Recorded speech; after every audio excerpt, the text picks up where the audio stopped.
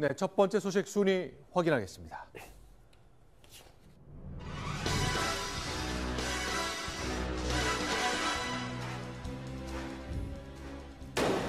네, 어제 대통령의 관련된 공소장이 공개됐습니다. 많은 사람들이 현직 대통령을 피의자로 본 첫 사례를 목격하고 충격을 받았습니다. 그런데 이건 어떻습니까? 증거 인멸이 시도됐습니다. 망치로 컴퓨터 5대를 부셨다고 합니다. 바로 최순실 씨의 짓입니다. 이건 어떻습니까? 자, 박근혜 정부 출범한 다음에 첫 번째 국무총리, 첫 번째 국정원장, 최순실 씨가 컨펌한 것 같습니다. 입맛대로 골랐다는 뜻일까요? 자, 지금부터 공소장과 그 안에 담긴 수사 이야기 나눠보겠습니다. 먼저 영상 준비한 소식 소개해드립니다. 선의의 도움을 주셨던 기업인 여러분께도 송구스럽게 생각합니다. 대통령과 단독 면담한 9개 대기업 회장과 관련자를 소환 조사하여 미르 K스포츠 재단 설립 운영과 관련하여 각종 비리 의혹과 일부 연설물이나 홍보물도 취임 후에도 일정 기간 동안은 의견을 들은 적도 있으나 청와대의 보좌 체계가 완비된 이후에는 그만두었습니다. 정호성은 금년 4월까지 총 180건의 문건을 최순실에게 유출하였고 특정 개인이 이권을 챙기고 여러 위법 행위까지 저질렀다고 하니 참담한 심정입니다. 대통령에 대하여 상당 부분과 공모관계가 있는 것으로 판단하였습니다. 수사팀의 오늘 발표는 전혀 사실이 아니며 객관적 증거는 무시한 채 상상과 추측을 거듭해서 지은 사상 누각일 뿐입니다. 검찰의 공소장 내용과 청와대 설명 너무 다릅니다. 양지열 변호사. 이런 경우는 어떨 때 나오는 거죠? 이렇게 다를 수 있습니까? 그래서 저도 상상을 못했던 것이고요. 네. 아마 이 수사 자체가 굉장히 늦어지면서 이런 식의 결과가 나올 거라고 예상했던 사람은 아무도 없을 것 같은데 네. 다만 검찰에서 조사를 해본 결과 박근혜 대통령에 대한 대미 조사가 없음에도 불구하고 정호성 전 비서관의 휴대전화에서 나온 것들 그리고 안종범 전 경제수석이 일일이 만들었던 수첩과 체크리스트 같은 것들이 너무나 명백한 증거였기 때문에 이런 식으로 공모관계라는 사실을 적시할 수밖에 없었을 것 같으로 보이고요. 네. 국민들은 특정 개인의 위법행위라고 봤던 어떻게 보면 박근혜 대통령의 담화 내용을 기억하고 있는 상황에서 사실상 주도적인 역할을 했다라고 검찰의 공소장이 나왔기 때문에 이 부분에 굉장히 이제 충격을 받았고 저 역시도 마찬가지였죠. 자, 그럼 하나씩 살펴보겠습니다. 검찰은 왜 대통령이 이렇게 많은 영역에서 공범 관계에 있다고 봤는지, 얼마나 대통령이 깊숙하게 관련됐는지 양지열 변호사께 먼저 하나씩 좀 소개를 부탁드리겠습니다. 자, 이건 뭐죠? 사실상 2015년 7월경에 미르와 K스포츠 재단을 만들겠다라는 의사를 먼저 표력을 한 게 공소장에 기재된 바에 따르면 박 대통령이라는 겁니다. 그러니까 최순실이 어떤 재단을 만들었던 게 아니고 그러면서 그 달 바로 같은 달 24, 25일 날에 7대 대기업 총수들을 만났고 그 자리에서 적극적으로 지원해달라는 그런 부탁을 했다라는 것이요. 물론 그 전에 7대 대기업이 가지고 있는 현안 문제에 대해서도 안종범 수석을 통해서 파악을 했다라고 합니다. 그런데 저도 이제 공소장을 읽어보니까 그러니까 작년 봄쯤에 돈 얘기를 꺼냈는데 돈이 잘 안 거쳐서 재단 빨리 만들자고 하면서 속도감을 내라는 주문까지 했다면서요. 자, 그리고 직접 최순실 씨한테 운영을 살펴봐 달라면서 뭐 전권을 준 듯한 인상을 굉장히 강하게 받게 됐습니다. 그렇죠. 그러니까 박 대통령의 일제 공모관계라는 것은 이게 우리 이제 법률용어로 공모 공동 점검이라는 표현을 씁니다. 여러 사람이 모여서 함께 머리를 맞대고 의논을 한 다음에 각자 역할을 분담한다는 거였는데 말씀드린 바와 같이 박 대통령의 공소장에 따르면 주도적인 어떤 생각을 했고 그 일을 실천해 나가는 데 있어서는 최순실이 뭐 몸통 역할을 해야겠다고 하죠. 다만 최순실이 공직자도 아니었고 어떤 자리, 권력이 직접적으로 있는 건 아니었기 때문에 안종범 전 수석이 이런 부분에서 팔다리 역할을 해서 기업들을 직접적으로 면담하고 전화 등을 하면서 역할을 맡았다라고 나와 있습니다. 심규선 내기자께 좀 공소장 정리하는 차원에서 좀 여쭤보겠는데 그러면 이 미르 재단과 K스포츠 재단을 만들면서 대기업한테 원치 않는 돈을 가져왔다는 거잖아요. 네. 그러면 대통령이 주도한 거 맞는 거죠? 그러니까 저는 어저께 2번 놀랐는데요. 네. 처음에는 검찰이 공소장 내용을 요약해서 발표할 때 그런 느낌을 완벽하게 명확하게 밝히는 바람에 사실은 깜짝 놀랐고 조금 있다가 저는 사실은 청와대에서 그 공소장 내용을 검찰의 발표를 무겁게 받아들이겠다. 이렇게 얘기를 나올 줄 알았는데 그걸 완전히 깡그리 무시하는 것을 듣고서 또 한 번 놀랐습니다. 그러나 물론 네. 뒤쪽 두 번째 나중 것이 더 놀랐다는 말씀을 드릴 수밖에 없을 것 같습니다. 자, 그런데 이제 하나씩 알아보겠습니다. 푸닥거리랄까 정말 일사천리 재단이 만들어졌거든요. 저희는 그냥 대통령이 관심사하니까 척척척척 진행됐을 거다 했지만 황순우 차장 그렇지 네. 않았던 거죠. 이유가 있었던 거죠. 그렇죠. 그러니까 이 미르 재단 이 공소장 내용을 살펴보면요. 지난해 7월에 그러니까 국정기조가 문화융성이었습니다. 이에 따라서 이제 공소장 내용에 보면 박근혜 대통령의 이제 지시로 이 재단이 만들어진 것으로 보이는데, 근데 갑자기 이 승인이 빨리 신속히 해야 될 이유가 있었습니다. 10월 말에요. 중국의 리커창 총리가 방한을 하게 돼 있었는데, 이에 대해서 이 최순실 씨가 리커창 총리 방한 전에 이 재단 설립을 빨리 마무리하는 게 좋겠다라고 이제 의견을 제시를 한 겁니다. 그래서 정호성 비서관에게 이 얘기를 전달을 하니까 이게 이제 다시 문건으로 보고가 됐죠. 그랬더니 이제 박근혜 대통령이 안종범 수석에게 재단 설립을 빨리 서둘러라. 중국의 리커창 총리가 오기 전에 빨리 네.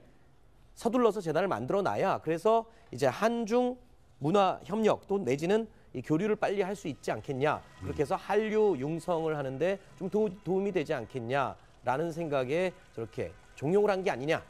이렇게 지금 추정이 되고 있습니다. 네. 지금 이제 많은 분들이 놀라신 게 대통령의 공모 부분 때문에 놀랐지 않습니까? 네. 지금 이영렬 검사장이 상당히 깐깐한 사람입니다. 저 양반이 저 정도 이야기할 때는 뭔가 냄새를 맡은 게 있는 거고요. 구체적인 물증이 있는 건데 저는 이 사건과 관련해서 저희 신동아 이번에 12월로 네. 해보게 되면 박정희 대통령 돈도 들어가 있다는 기사가 있습니다. 네. 그리고 저도 그 이야기를 이미 아니 오래전- 박정희 대통령의 돈이 어디에 박근혜. 들어갔다니? 박근혜 대통령의 돈이 어디에 들어갔다는 거죠?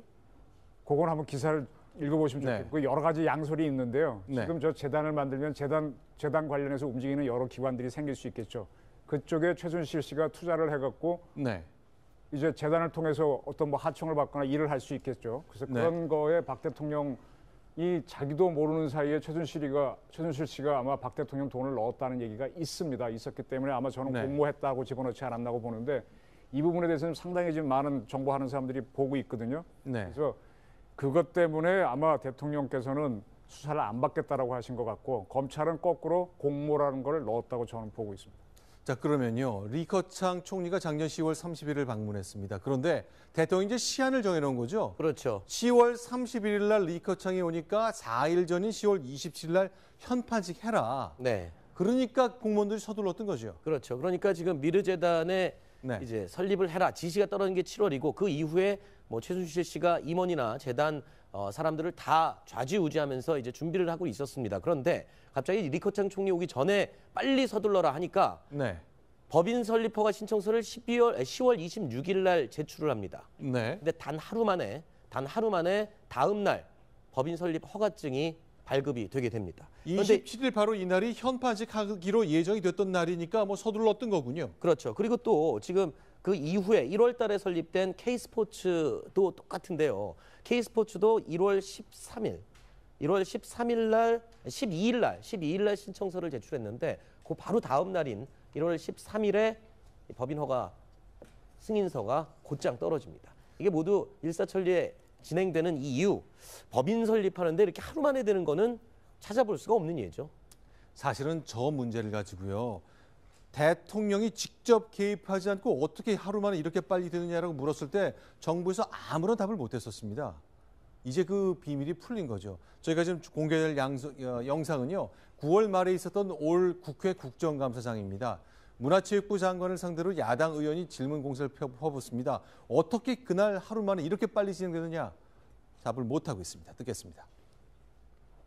그날 전경련이 서울 사무소에서 오후 5시에 접수한 날입니다. 근데 보통은 그 재단 설립 허가서를 세종시 본청으로 가져가는데 왜 그날은 서울시 사무소에서 받았나요?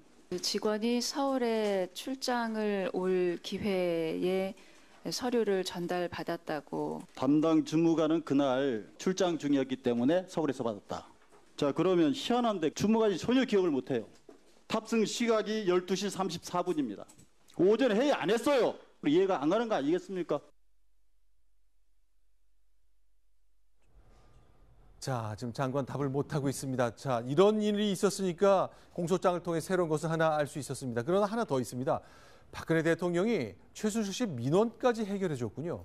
이런 일을 도대체 어떻게 있었는지 좀 과정을 정리해 주십시오. 네, 지금 검사 공소장에 나온 내용 중에는 대표적인 게 있는데 일단 첫 번째로 KD 코퍼레이션 회사의 기술을 대통령이 직접 안종범 수석에게 현대차를 통해서 한 중소기업의 제품을 납품받아라. 화면에 보고 있는 저 KD 코퍼레이션입니다. 저 회사가 그러니까 최순실 씨의 딸 정유라 씨의 초등학교 친구, 그 친구의 아버지 회사인 거죠. 그렇죠. 정유라 씨 본인의 딸의 친구의 아버지 회사를 지금 현대차에 납품을 받도록 그 액수가요 10억 6천만 원어치 상당의 제품입니다. 이 제품은 뭐냐면은 기초 무기화학 물질 제조 업체로 나와 있는데 이 제품을 10억 6천만 원을 납품 받으라고 얘기를 하면서 이렇게 얘기를 합니다.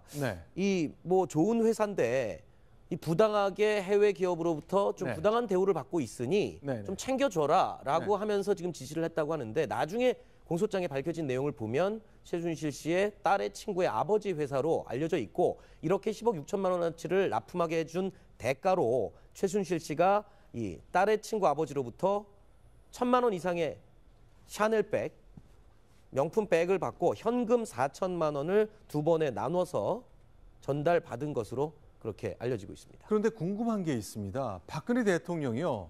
자, 이렇게 볼게요. 안종범 수석 얘기인데 아주 좋은 회사인데 외국 기업한테 부당한 대우를 받고 있다라고 말한 거고요. 대통령이 그 얘기를 그 대기업에 전달하니까 현대차에서 뭐 알았습니다 하고 다 따른 건데 궁금한 게 있습니다. 박 대통령이 왜 이런 알려지지 않은 회사의 민원을 들었을까? 또 왜 이렇게 부당하게 대우를 받고 있다고 얘기했을까? 상상이 가능하겠습니까? 글쎄요. 뭐 이 자기의 최순실 씨가 이제 본인의 입김을 좀 과장하고 자랑을 하고 또 그리고 주변에 좀 어떤 이 자랑을 하고 자기의 좀 세를 과시하는데 좀 이용하지 않았을까 이런 추측이 좀 가능할 것 같은데요. 그러니까 최순실 씨가 대통령 귀에다 대고 자기 딸 친구 아버지의 회사인데 그런 거 쏙 뺐겠죠 당연히. 그러면서 아주 괜찮은 회사인데 너무너무 억울하다. 그러니 이런 기업이 잘 되는 것이 뭐 창조 경제니 어떤 그런 얘기 하지 않았을까 싶네요. 결국 대통령이 그 얘기를 고지고대로 믿고 현대차 얘기하니 뭐 현대차에서는 뭐 거절할 이유가 없는 거죠. 그래서 한 1년 넘는 기간 동안에 10억 이상 물건을 사준 겁니다. 이것이 이제 공소장에 드러난 얘기인데 글쎄요. 대통령이 이런 일까지 했다는 것, 뭐 알았건 몰랐건 그건 앞으로 수사를 통해서 밝혀야 되는 것이지만 이런 일이 벌어졌습니다. 게다가 이건 어떻습니까? 샤넬백을 받았어요? 황순욱 차장. 네네.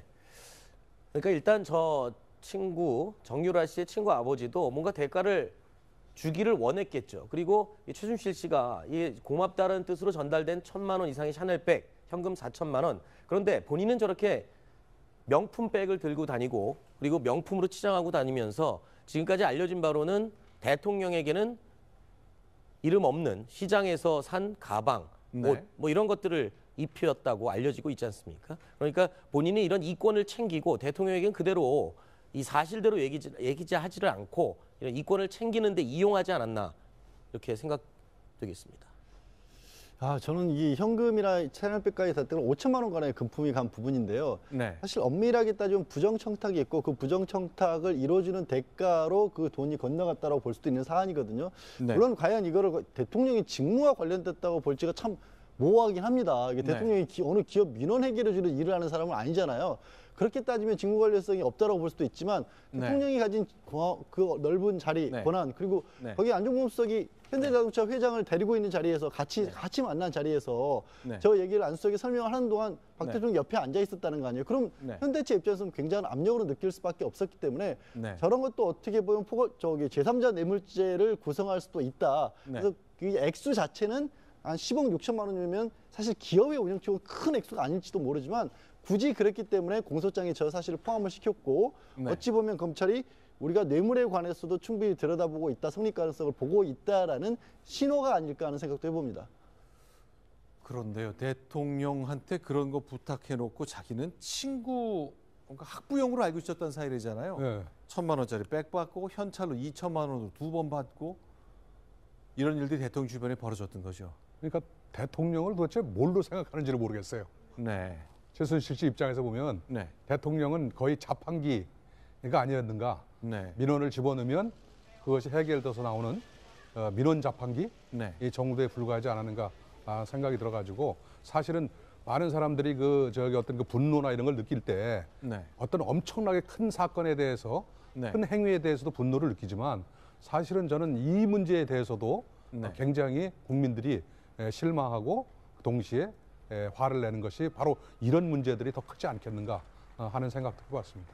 네, 저는 지금 저거를 보면서 생각나는 게 정윤회 씨가 충신과 간신은 종이 한 장 차이라 그랬죠. 네.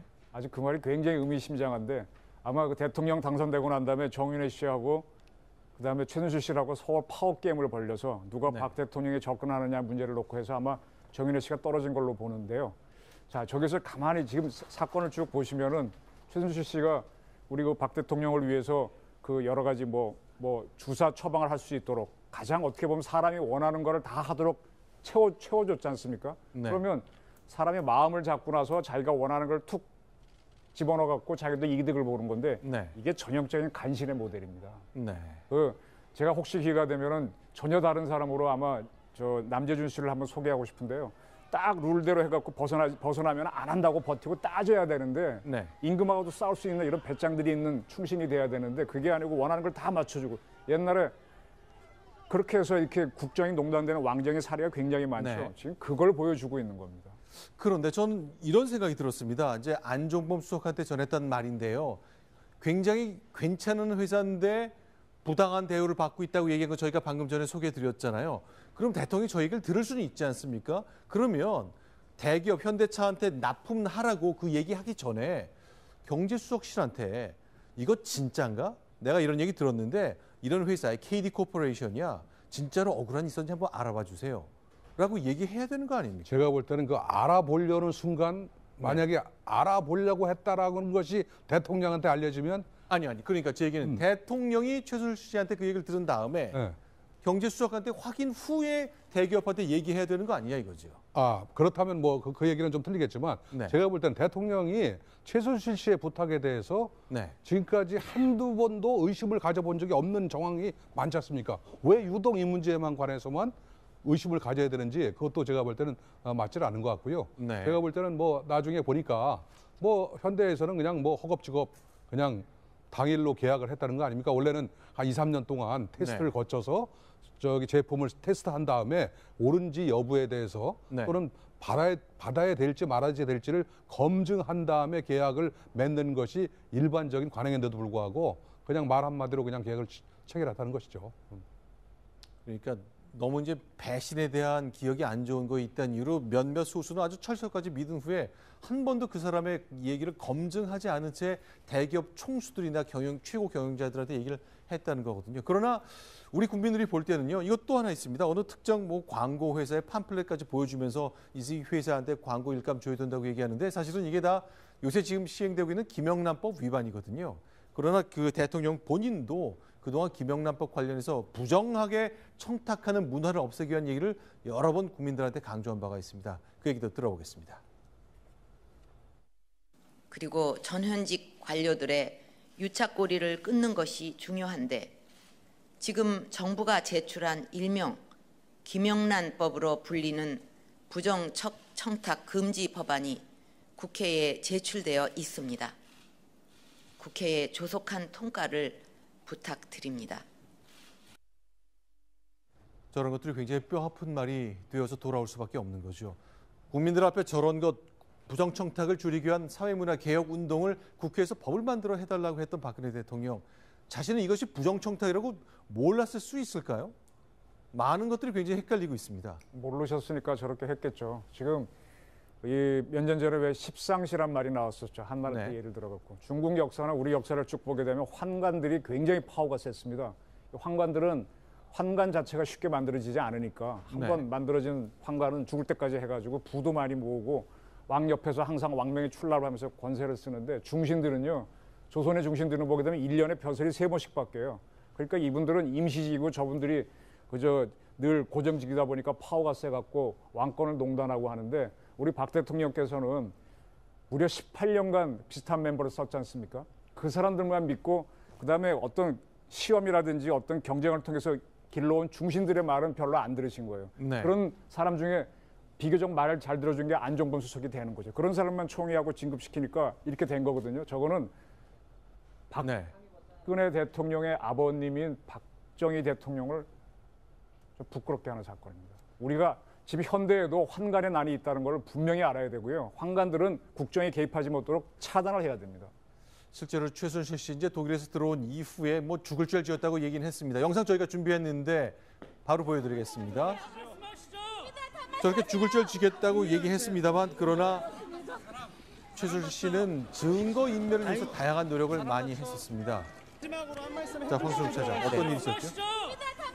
그렇게 죽을 죄를 졌다라고 말을 하고 나온 사람치고는 들어와서 한 행동이 너무나 달랐습니다. 일단 들어오기 전에 지인들을 통해서 본인이 갖고 있던 컴퓨터 5대를 완전히 파기해라라고 지시를 했습니다. 그래서 실제로 하드디스크를 모두 포맷하고 망치로 두들겨서 컴퓨터를 실제로 부숴서 증거를 인멸한 것으로 지금 확인이 되고 있습니다. 그리고 검찰 공소장에 포함되진 않았지만요. 최 씨 소유의 더 블루케이는 회사에서 쓰던 최순실 씨의 이메일 계정마저 지금 모두 폐쇄한 상태입니다. 이게 다 저장되어 있는 모든 증거나 자료들을 사전에 지금 폐기하고 인멸하려는 시도가 아니었냐 확인이 다 된 겁니다.